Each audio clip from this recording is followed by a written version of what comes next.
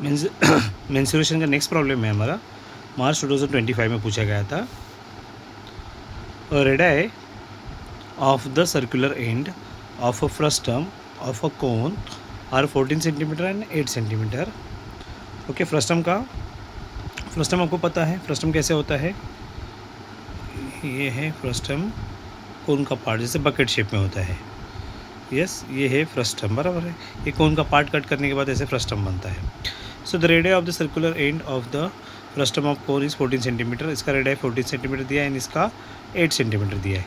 If the height of the frustum, यहाँ से लेके यहाँ तक हाइट कितने दी है, 8 सेंटीमीटर दी है। So find the curve surface area of frustum, curve surface area of the frustum. Okay, second total surface area of the, total surface area ऊपर नीचे और साइड का total surface area and volume of the frustum, और इसके अंदर कितनी capacity volume बैठती है फ्रस्टम में हमें कैलकुलेट करने बोला गया है। पाई की वैल्यू दी है 3.14। देखते हैं पहले क्या दिया है। R1 दिया है हमें 14 सेंटीमीटर, R2 हमें 8 सेंटीमीटर और हाइट हमें 8 सेंटीमीटर दी है। तो पहले हम क्या निकालेंगे, स्लाइंट हाइट निकालेंगे इसकी। सो स्लाइंट हाइट कैसे निकालते हैं, slant height is equal to l. क्यों लिखती है स्लाइंट हाइट, क्यों लगती है हमें, कर्व सरफेस एरिया निकालने के लिए स्लाइंट हाइट एल लिखता है, एल लगता है हमें, एल की बहुत ज़रूरत है। तो स्लाइंट हाइट का फॉर्मूला क्या है, slant height is equal to l is equal to under root of R1 माइनस R2 the bracket square plus h square.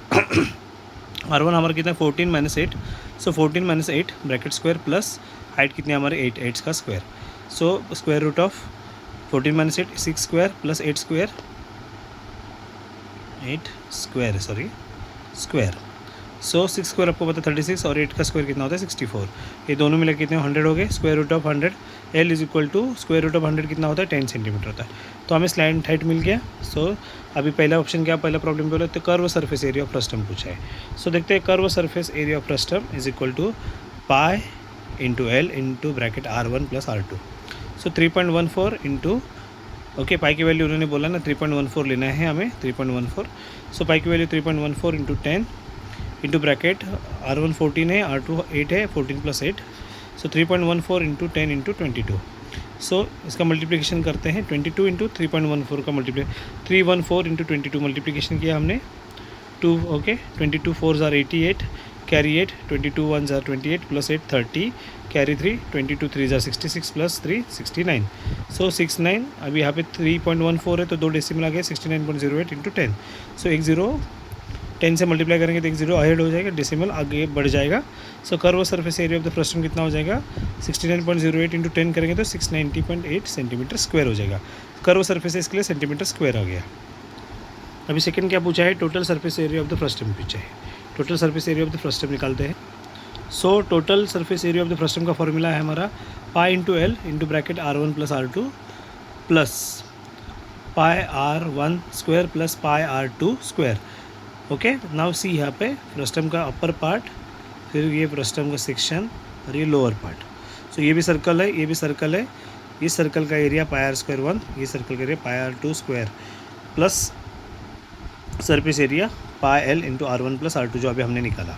सो इसमें से कॉमन क्या निकलेगा, पाई कॉमन निकलेगा, पाई कॉमन निकलेगा, पाई कॉमन निकलेगा।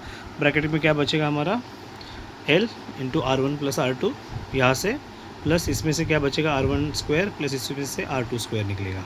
सो पाई की वैल्यू हमें पता है 3.14 लेना है। एल कितना हमारा 10 है into bracket R1 plus R2 14 plus 8 plus R1 square मतलब 14 स्क्वायर प्लस R2 स्क्वायर मतलब 8 स्क्वायर। सो 3.14 into bracket 10 into 14 plus 8 22 plus 14 square 196, 8 square 64। सो इसका मल्टीप्लिकेशन 220 आ जाएगा, 196 plus 64 as it is.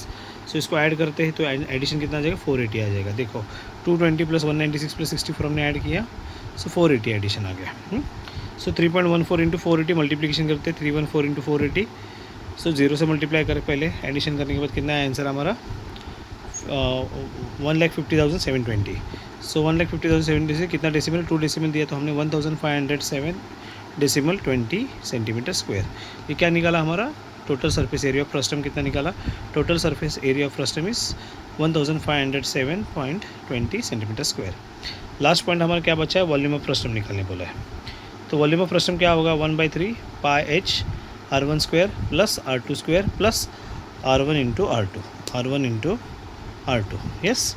So 1/3 into 3.14 into 8, R1 कितना है हमारा 14 स्क्वायर, R2 कितना है हमारा 8 स्क्वायर प्लस 14 इंटू 8। क्लियर यहाँ तक? सो